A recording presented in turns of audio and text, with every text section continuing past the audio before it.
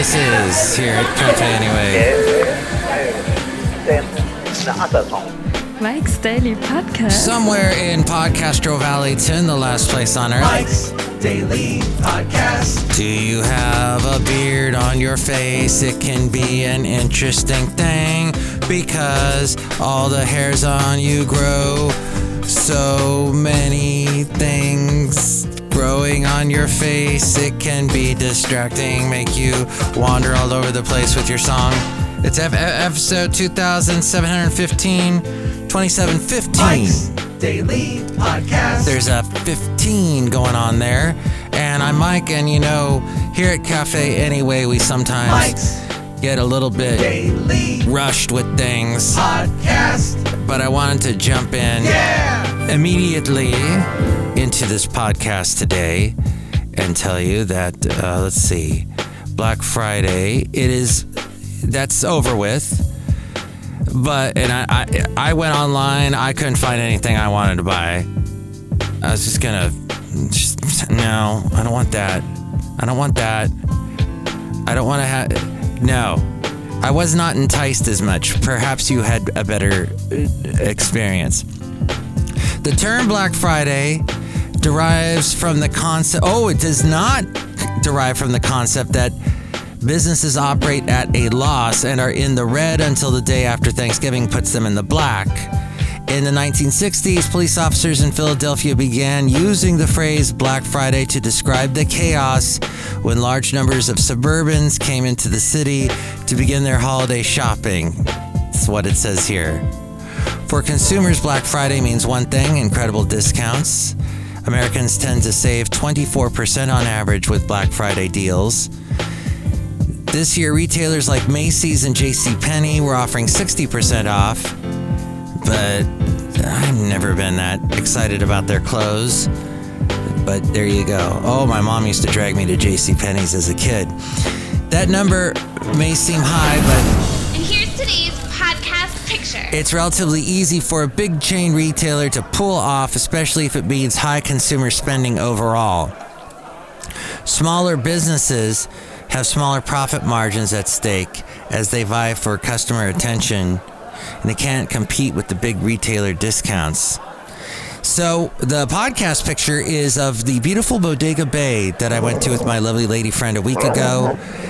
The late great Basil the Boxer and I went there 3 times, and this is a fine picture showing you it wasn't exactly a sunny day, but we got a picture there of the harbor, and it's nice to visit once in a while. See it at mikesdailypodcast.com. Did you know Disney used to own the Thanksgiving box office? Which is a very good thing. Disney posted its biggest year ever theatrically in 2019. They had 7 films surpassing $1 billion that year. Which is a very, very good thing. Their animation arm, which has ruled the box office for decades, has more rotten eggs than golden ones in the last 3 years.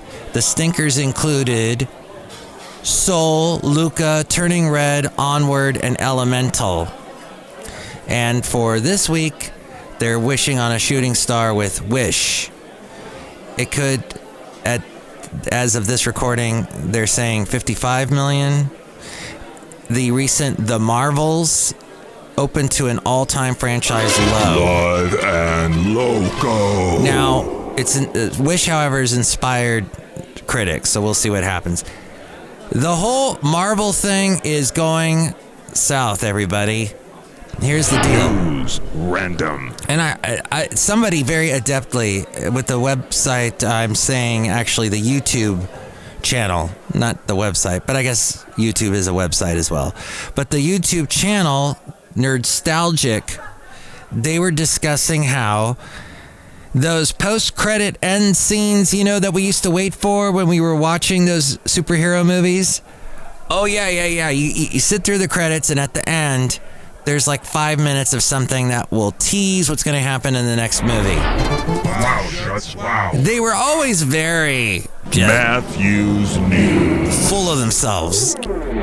Mike's absolutely useless review. Let's be huge and great and throw our humongous ego around, which there's basically now, those things to begin with were stupid. There was really nothing behind them. And one of the earliest times that there was a movie that ended with Mike's Daily Podcast Master Pod Theater. It was a Dean Martin movie when he was playing a detective back in like the 60s. He was doing a spoof of James Bond, and that teased the movie that ended up bombing and disappeared from all the history of films, except for those who are huge avid film fans. But if you see most of what this Nerdstalgic channel was talking about was most of the post-credit scenes that they do, the 5-minute teases for something else. They tease something that never ever materializes. And one of the examples it gave was, I think at the end of Justice League, or maybe it was Man of Steel. The Myclopedia Insantica. There's what's his name? Eisenberg, is it Jason Eisenberg? The guy that played Lex Luthor. I can't think of his name at the moment, but he's sitting on a yacht and Deathstroke shows up. And there's this big tease of, we're going to assemble a league of villains. I guess it's like the Sinister Six or Seven or something to that effect. That never happened. They never made that movie. So many of the things. And then I was thinking of one of the Guardians of the Galaxies ended with not Arnold Schwarzenegger, but Sylvester Stallone walking in, playing some new character or some comic book character from the Marvel books. The Mike Tip. I never saw that come to fruition. So basically, these end of credit movie things never come to fruition, or very seldom do. So that, and among other things, many people are getting sick of these superhero movies. And then everywhere you look, there are people trying to rip off Marvel and DC. And those are the biggest ones, Marvel and DC. That game I was playing, I was telling you about, the charades game. One of the cards that was pulled that we had to act out so that the guesser on the team could figure it out was Spider-Man. And it was really easy to do Spider-Man. You just do the thing where you're activating the webs with your hand. You bring back it's not the ring finger, is it yeah, maybe it is the ring finger. And you touch it to the bottom of your palm. And you go zoop, and that's your web you're shooting out. And they instantly knew what it was. Let's go outside of Café Anyway, where we bring you Mike's Daily Podcast somewhere in Podcastro Valley. 10, the last place on Earth. Of course, Superman is iconic. What's the cliche of the week? What's the cliche of the week? What's the cliche of the week? What's the cliche of the week? Netflix had their own. And people just are, it's saturation, oversaturation.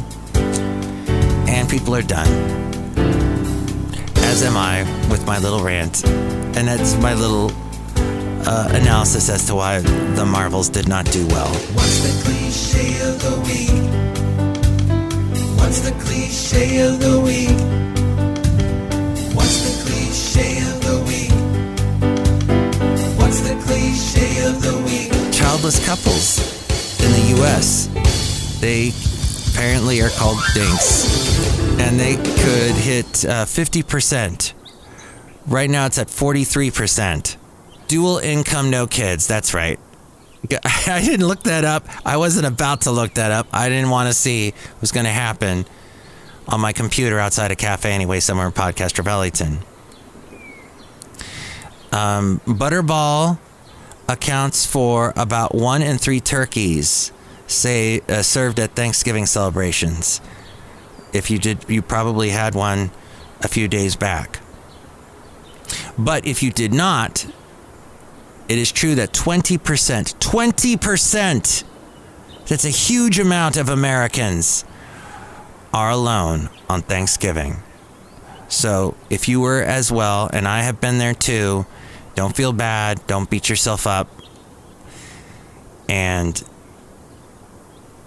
for the rest of us, we need to invite more people over is what the deal is. People should not be alone on Thanksgiving. Outside of Café Anyway, somewhere in Podcaster Valley. We're never alone. Look who's here. The Newsbleed section. Ridiculous random posts. Mike, it's Mikey Fikey. Great. Mike's scavenger hunt. Hello, Matthews. It's Chely Shoehart, the supervisor. What's going on, Mike Matthews? What did you just say? I don't understand. It was really cryptic. Nothing. Mike Matthews, I made a snow globe. Then since Thanksgiving is over with, I'm making Christmas snow globes like normal snow globes now. So it's like really boring, Mike Matthews. Oh, okay. Yes, you had those really clever, creative turkey ones with the mashed potatoes floating around inside. So I guess they weren't really snow globes as much as mashed potatoes globes. That's right, Mike Matthews. So cryptic. Look who else is here. Hello, Mike. This is Floyd the Floorman. And this is John Deere, the engineer. Mike, I hope you get everything fixed. Apparently, you're having some issues. I am.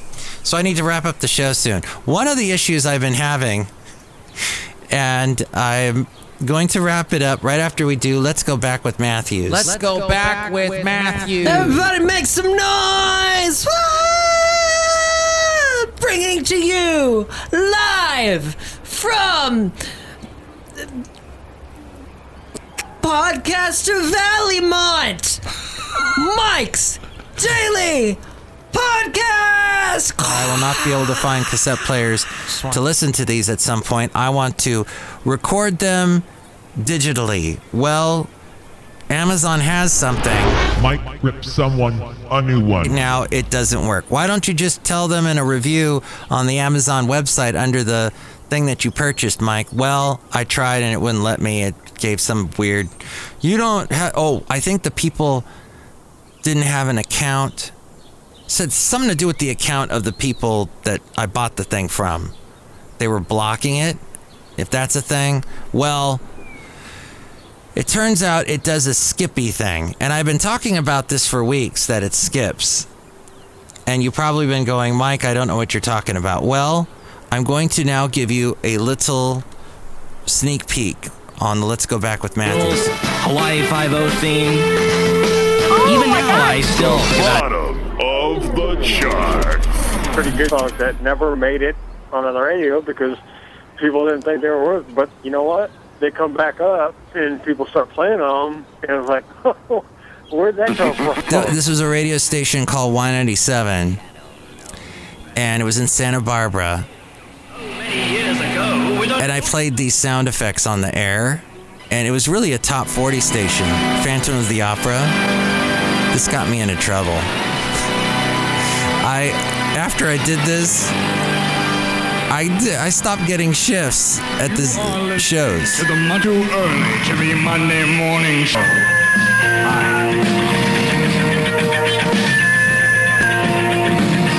I called my show the Much Too Early to Be Monday Morning Show because it was Sunday nights. Color me back. Music 197, good morning, whatever the hell it is. It's a finals hell morning. My name is Mike Matthews. It's the Much Too Early to Be morning show. And if you're studying for a final right now, well, good luck, darn it. Here's some EMF way. Unbelievable. EMF. Yeah, it sucks that it skips.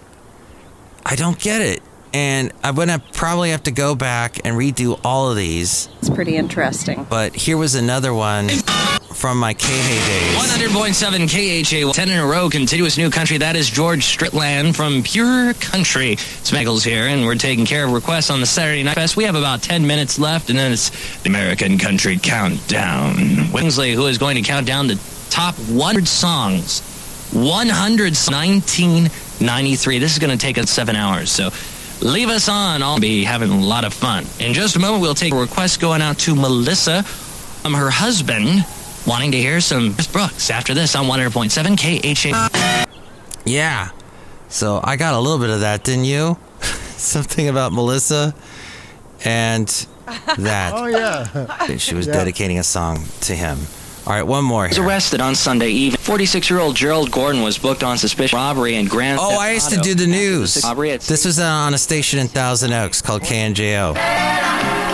Taking a look at the weather, looks like clouds late tonight with lows in the 60s. We'll have morning clouds burning off to mostly clear with high 80s. I'm Mike Matthews. This is Going Out the Notes.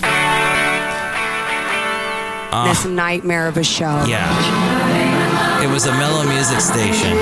Oh, wow. Dream Academy. Oh, whatever happened to Dream Academy? That was founded by David Gilmour from Pink Floyd, interestingly enough. I'm going to get dinged by YouTube if I keep playing it.